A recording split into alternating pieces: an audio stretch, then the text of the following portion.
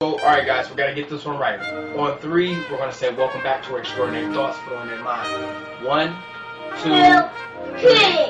Welcome back to Mine. And we back. That'll work right there. Yeah. And we back. And we Yeah. back. And we back. And we back. And we Y'all did y'all best. And that's all that matters.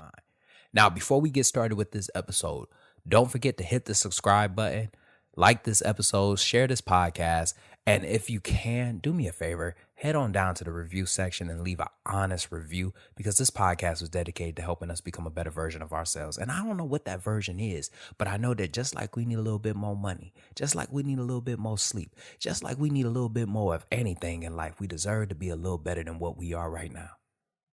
What's going on, everybody? It's that ordinary podcaster with the extraordinary thoughts that tells you to stop being great and be extraordinary. I'm your host, Demetrius Thickpan, and welcome to another episode of Extraordinary Thoughts for the Ordinary Mind.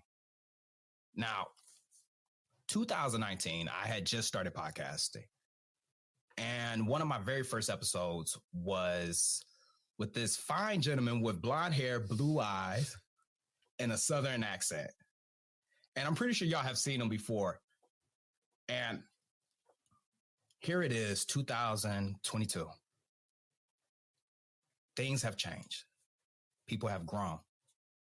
And now here I am with Navy veteran, the host and creator of the Battle Bunker, YouTube sensation, Austen Alexander. Hello, everybody. You know, when you say YouTube sensation, I know probably a lot of people just roll their eyes, and that's not a title that I ever put on myself. I just put out videos that inspire me, and hopefully they will inspire others. And the channel has grown in the meantime. I'm very, very blessed by that. I love that. Thank you. And Austen, how's everything been? It's been really good.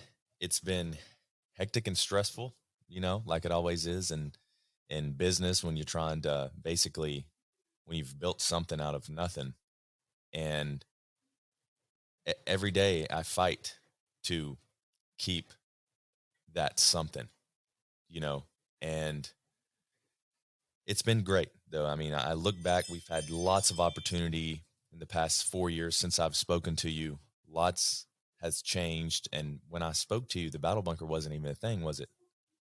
No, it wasn't. Yeah. So now, since we've built 2 obstacle courses, first one to film on, second one, our current one, to film on and to host people in competitions. We have a competition coming up with 64 athletes from around the world.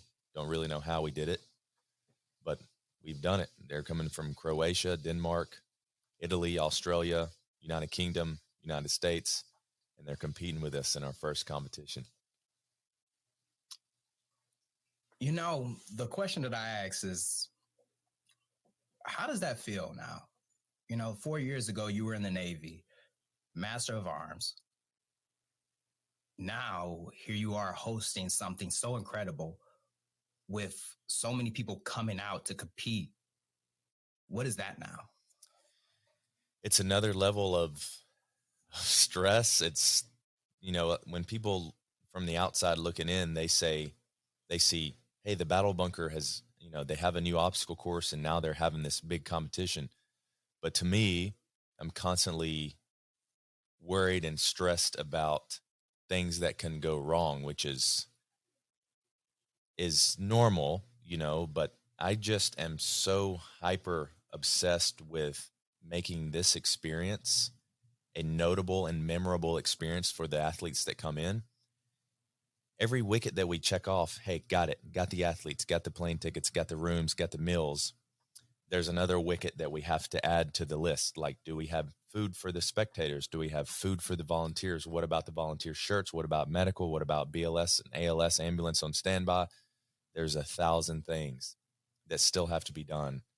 And for me, I've always been the type to not really celebrate wins and just kind of focus on the next one. But I need to get better at pausing and saying, hey, look what we've built and look what we've done this far.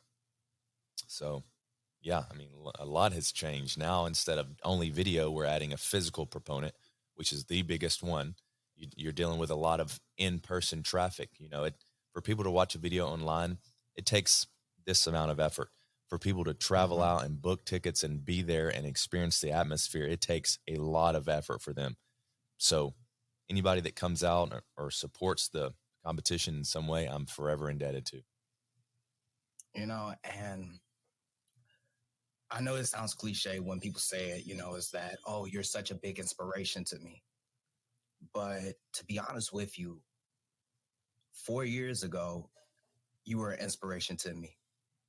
And now seeing you now, you're this inspiration that's just like, bro, I can't believe it, man. Like, this is happening. And to be able to witness it, it's a crazy feeling.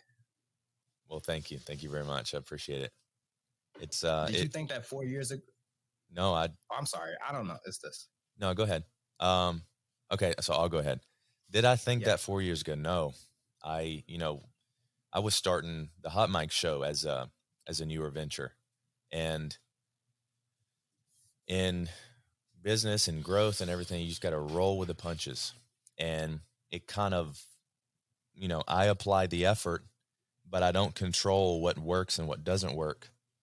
And the Battle Bunker, I didn't know if it was gonna work or not. I didn't really know what I was doing. I mean, I'm honest.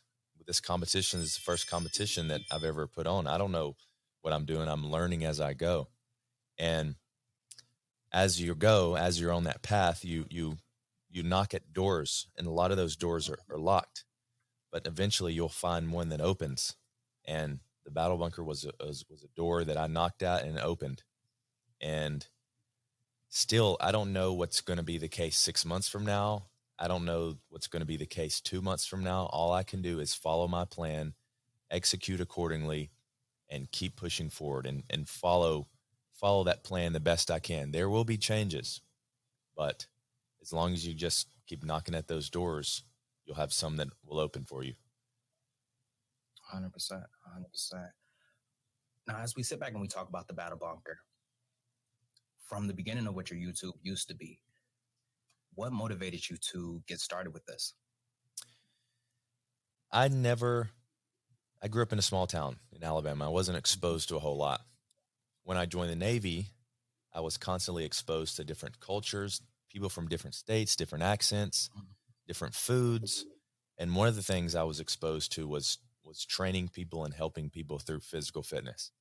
And over my 30 years of life, there has been nothing that I have enjoyed more than to set somebody out on their path, of their fitness journey, and seeing them progress. And I love the feeling. I love hearing people say, "You've helped me so much. You've changed my life." And as you know, fitness, it can do wonders for your family life, your goals, your discipline. And for me, it all started there. So I said, let's just put it in video format. Let's start off. Let's make a few videos of me teaching and helping people how to do things as simple as just push-ups. And then we moved on to the physical readiness test. And then we moved on to different branches like Marine Corps martial arts, which is a video that I've filmed with you on my channel. And I love kind of being that stronghold for people that are looking for some type of inspiration and some type of maybe motivation to get themselves in shape and to get going. So that's how this all started. That's how creating the videos started. That's how the Battle Bunker started. And yeah, that's it. Now, as we talk about doing the videos, going into different avenues, interacting with different people, new foods, new people, and these videos going out there and the stresses that come along with it, what has kept you going? It is knowing that, hey, there's at least a couple of people out there that have seen the videos or have met me in person and they look up to me. And I know this sounds cliche for sure, but because people say it all the time, but for me, it's the truth. If there's just one or two people out there that are watching what I'm doing and they're getting inspiration from me and they're choosing to live their life by things that I mention or say, like, getting good sleep, eating healthy, living healthier, going to the gym, working out, then that's my motivation for sure. And the fear of failing those people scares the shit out of me. I hate letting people down. I can't stand it. And that's what keeps me going. Damn, man, like that. I appreciate you, Austin. I really do, and I appreciate the things that you do. Thank you very much. Because I remember when I first started, and we were doing the episode. I'm driving to your house. I got this headset. I got this app, and I'm thinking we're about to sit across the table and we're going to have a conversation. And I remember walking in there, and just the way that you spoke, the way that y'all embraced me, it felt so reassuring. And I remember going in that studio, and I'm not even about to lie to you. People don't talk about being intimidated often. And when I walked in there, I remember looking at camera A, camera B, you know what I mean? Yeah. You had the table, you had the laptop, and I'm sitting there and I'm like, dude, what are you doing? Like, this guy's a professional. This guy is level 15, level 20, and here you are, level 1. What are you doing? And as I see you succeeding, and I see everybody that's come on your show, and once again, congratulations on that. Thank you. Has there ever been a moment where you feel like, what am I doing? These people, they have platforms. These people are established. Every single day. And you mentioned, at me at the time being level 15 and you being level 1. A few months before that, I was level 1. I could not afford that gear. I couldn't afford a studio. We lived in a 2-bed, 1-bath in Long Beach when we first moved to California, Sarah and I. And before that, I lived in a 3-bed shared with 4 people. And I can just remember, and I'll always remember this. Everybody starts out somewhere, and for me, it was level 1. So when I see someone come in that's starting a venture, I'm so driven to empower them to just start somewhere. And for you, back then, you were just starting. So I wanted to instill that, hey, it's okay. I mean, everybody starts somewhere in you. And I try to do that for everyone that I see a little bit of spark in, or someone that's starting a new venture. Because, like I said, I remember when I was level 0, I was in $20K in debt, couldn't hardly afford food. And yeah, so I try to empower people through helping them and just being nice and reassuring them that, hey, this is a great direction. And when you did that, I don't think you realized, bro, like, you ignited a spark within me. And I'm pretty sure people have seen the clip. When you handed me those mics and you handed me that recorder, I'm sitting back and I'm like, holy shit, this person believes in me. And we both know that when you start something, the first person that you got to bet on is yourself. Yep. But it feels good when somebody else bets on you. And Yes. I remember driving back, walking on cloud 9, wiping tears out of my eyes. I look over in the passenger seat and I see the mics, I see the recorder. And I ask myself, what the hell are you going to do with this? And I remember taking out a loan, getting a laptop, getting lighting, setting up an area so that I could use the stuff that I was given to be able to double down on myself to take it to the next level. And I really want to just tell you, thank you for igniting that spark within me. Of course. And my next I was going to say, thanks for continuing with it. It's not easy. It's it requires a lot of discipline to keep, being consistent. And I said, if you take 100%. this stuff, please just promise me that you will not stop what you're doing. And here we are 4 years later, baby, still going. Here and, we are. And if I would have known that, I would have given you some lights and stuff as well. Oh man, nah, because you had already blessed me. I see you got some sound dampeners in the background. You got lighting. You got the side profile camera. It looks good. It looks you really like good. that? Yeah, it's real nice. I'm sitting here, and I was thinking to myself, like, is the side profile too cliche? No, it's great. I don't think many people use it enough. I like the side profile. I feel that.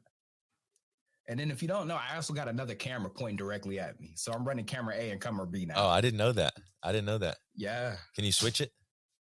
That one's recording like for like higher quality, right? Yes. Okay, cool. Sarah, you remember Demetrius? Yo, what's up, dude? How's it going? Hey, Sarah. I got to take y'all out to breakfast. I can't hear him, He's but gonna take us out to breakfast. Oh, nice. Yeah, because I remember I was over there, I had some eggs, and I was thinking to myself, He has a cleaner studio than you do. Sorry, she can't hear you because you're in my headphones, but he said he remembers when he came over and we're like, you want something to eat? And he's like, nah. And we were like, nah, let me fix you some eggs. Oh, yeah, and then he ate the yogurt. See, I'm telling you, she remembers, like, you remember the yogurt? I don't even remember the yogurt. Yeah, I was like, here's some yogurt. He's like, oh, this is good. Yeah. Okay, you owe us breakfast. Okay. See you later. Okay, yeah. So. Did I ruin your podcast? I'm sorry. No, not at all. In fact, I love that. Okay, good. I was over here, I'm like trying to get the nerves out, get the jitters out, and now it feels more organic. Good. And going back to it, like looking at the setup now, I wouldn't have done this if you didn't bet on me. I honestly was thinking like, I'm just doing this and nobody else is listening. Nobody else is going to hear what I'm actually doing. Nobody else is going to feel exactly what I'm doing. And for you to bet on me, it really meant a lot back then. And it jump-started exactly what I wanted to do. And my question is that have you ever had that moment where somebody betted on you? Yeah. Sarah bets on me every single day. She moves with me. We've moved 3 different times, twice for the, or 4 different times, twice for the battle bunker. And she is a creature of habit. So if she is not in a schedule or just, consistent daily routine, she tends to go a little crazy. And I've been taking her through a roller coaster. And, she bets on me every single day, as well as now I have I hate the term manager, but he helps me a lot with facilitating things and thoughts and everything. His name's Michael Gordon, and he bets on me. Yep, and I bet on him. So originally, not having, when the battle bunker was just this idea, people thought I was crazy. They're like, how are you going to monetize? Why would you spend, $50,000 on something that you can't monetize? Like, that's how normal people think. And back then I didn't have a really strong hold on people betting on me other than Sarah.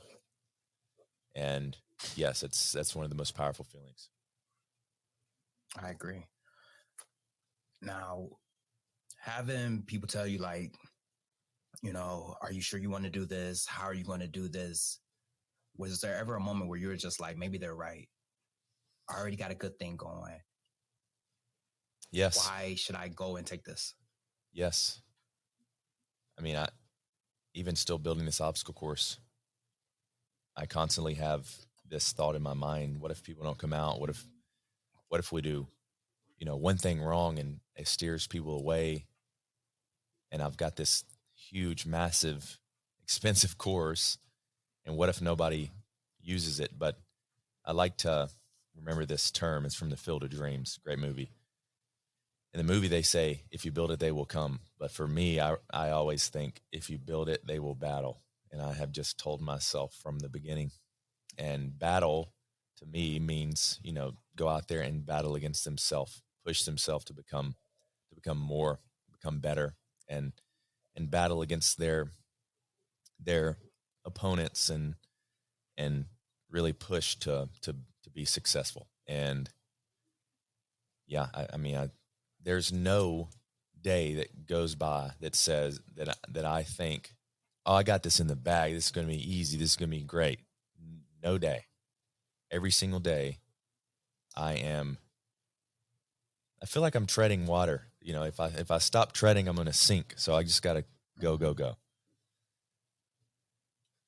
Austen, ooh, I like that. The treading water become a reference. motivational speaker after this? Well, I did take a class on Skillshare, Man, I like that. If you build it, they'll come. But if you build it, they'll battle. If you build it, they will battle, yes. Now, as we get closer to it, because what is it? October 18th or October 28th? 29th. 29th. Yeah. Ooh, that's right around the corner. It is. Yep, 14 days away. What does it feel like right now? It feels like I'm in this rushing river downstream, and the river gets less fast and the current gets less after the competition.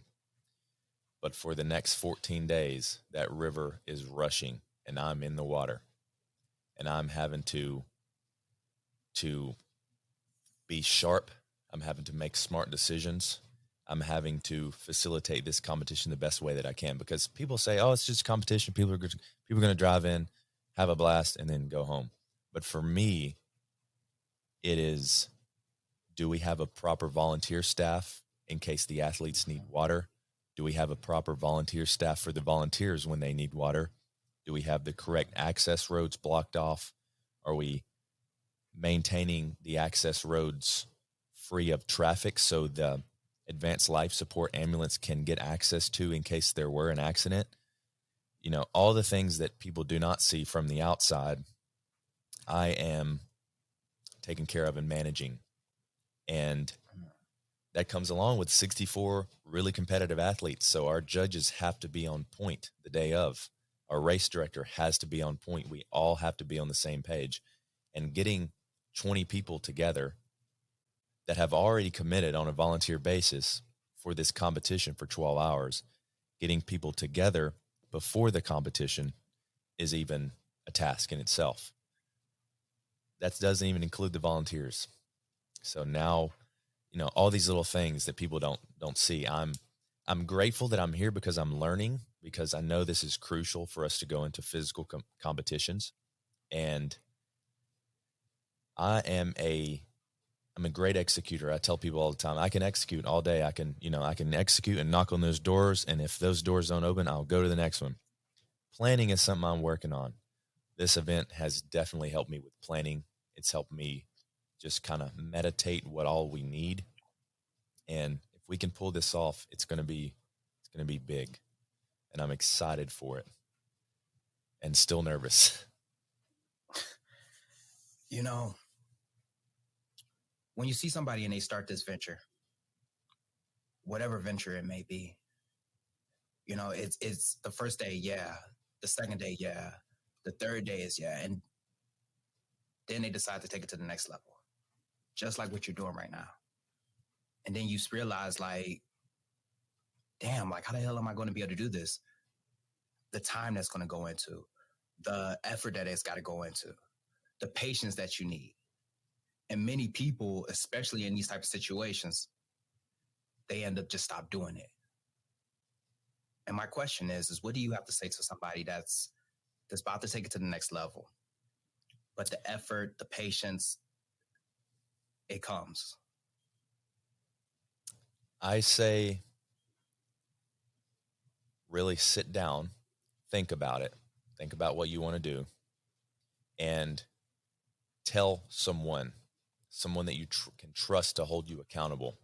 Because if there weren't 64 athletes flying out and a race director and people that I'm paying to be there and spectators coming out, there have been multiple times where I'd wanted to just pull out. And even though I would never come to that point, personally, I think it is easy for people to just pull out and say, no, I'll do it again another time, or I'll do it again whenever. So if you can have someone hold you accountable, and it's going to suck, they may be calling you at 6 a.m., whatever your accountability, a wish is, like if it's, hey, I want to compete in this powerlifting competition in 3 months, so I have to train every day at 6 a.m. because I go to work at 9.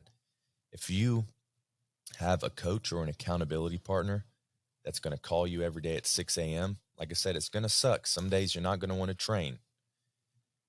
It helps out a ton, because when humans think of letting themselves down, sometimes they can just bury it.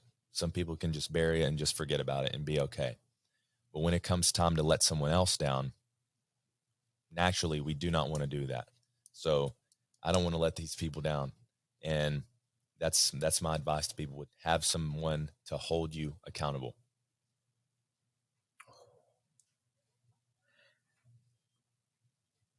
I don't get stumped.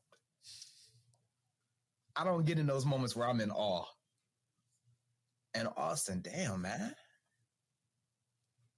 Now, where we're at now, where we're about to go, I know that when I was getting this started, going to shows, doing events, I was always sit back and I would think to myself, like, damn, this is a lot of work. And I remember when my life wasn't like this. Has there ever been a moment where it was like, damn, I wish I could just go back to the beginning when things were consistent? I was in the Navy. Has there ever been a moment like that? When I first got out of the Navy, there was a moment where, my paychecks went away. I was carrying on this business full time. I was hiring on employees. I had that additional cost from the battle bunker out there. It was $3,000 a month for rent. And I found myself waking up saying, what am I doing? I'm taking on all these expenses. What am I doing? And for the first 4 or 5 months out of the Navy, we were in the red. We were not making money. And that time I started looking for jobs. I said, well, I'll just dip out and do this part-time. And I panicked a little bit. But March, April, May came around, and we started to be in the green again. We started to operate as normal. And yeah, so even I've had times. I've realized over the last 2 years that, and I've known this obviously, but you really put it into perspective when you see your friends and maybe some of your family, when they pass away and pass on, you really realize, hey, nothing really matters in this world unless you make a change with someone, or unless you can change someone's life, or if you have a really profound effect on people. That's when people are going to remember you. And for now, I'm willing to do anything, take any risk, and be, a little stressed out and worried sometimes in order to build this organization so it can affect as many people positively as we can. So if I have to take out a crazy loan, if I have to, borrow $100K from a friend, which I did, then I'm willing to do that to make it happen. And by now your listeners are probably thinking, this guy's freaking crazy. But I have such a belief in this idea that I'm willing to do anything to make it work. Austen, I think the biggest thing, and it's something that's just been echoing within my damn spirit for a while, And I'm pretty sure whoever's listening to this right now, they're saying to themselves, you know, if I take this next level, am I going to continue to keep pushing forward? And seeing you bet on yourself, double down on yourself, face the obstacles, overcome them, and continue to move forward. I just got to tell you that you're just an inspiration. Thank you very much. I appreciate that. Now, with that being said, as we come to a close to this episode, last thoughts. Somebody that's pushing their dream, what is some advice that you could give them? You're probably not prepared what you're going to face in the future. You're not prepared for it. But just know that if you do the best you can, you keep being consistent and keep pushing forward, you never give up. You never turn away and go the opposite direction from that locked door. You keep knocking on doors and looking for opportunity and looking for growth. At some point, if you keep optimizing, learning from your mistakes, you will grow. And you hear all the time, 70% of businesses fail. Yeah. But those business operators, they probably just pivot instead of fail. So be prepared for it. Be prepared for things and stress that you're going to face. Take it a day at a time. Execute accordingly, and you will prevail. And I want to mention this. I feel like this story is important. When I first started my business, it scared the shit out of me. I filed for an LLC through the government. I called it AMA Marketing Ventures. And my plan was to market for other business operators, to do social media marketing, everything for them. After 4 or 5 months of knocking on doors and trying to get clients and say, hey, this is what I can do for you. I can optimize your website, email, social media, whatever. After knocking on those doors with AMA Marketing Ventures, I pivoted. I said, I don't want to do this. I had gotten a couple of clients, but I said, I want to take this to the next level because I believe that I'm good enough to do this for myself, make my own business, and do all these things for myself. And that business, AMA Marketing Ventures, the same business that did $0 in 2017, is the same exact LLC and the same exact business that I use today. Has creeping up on $750,000 this year. And I don't mean that in a, hey, look at me, we've done this much. I mean that in a progressive way. The same business 4 years ago or 5 years ago that did $0 that I thought was doomed has been successful thus far. $0 to, $750K. And that same business that I thought was going to fail, I kept knocking on doors. I pivoted, and it's still up and running and doing great to this day.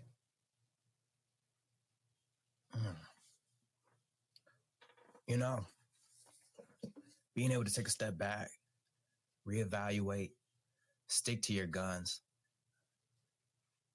that's something that we don't see often. And with that, as we come to a close to this episode, thank you, Austen, for not only pursuing your dreams and moving forward, but showing us what it's like to actually do it, stick to your guns, and double down. Of course. Thanks for having me, Demetrius. I really enjoyed this. It was great. And just like that, another extraordinary thought left this ordinary mind. I hope you enjoyed this episode half as much as I enjoyed making it. Stay tuned every Monday as we bring you another episode. And lastly, don't forget to like this podcast, subscribe to this podcast, and share this podcast because this podcast was dedicated to helping you become a better version of yourself. And I don't know who needs to hear that, but just like we need more sleep, just like we need more money, we deserve to be a better version of ourselves. Stay hungry, stay motivated. I'm out.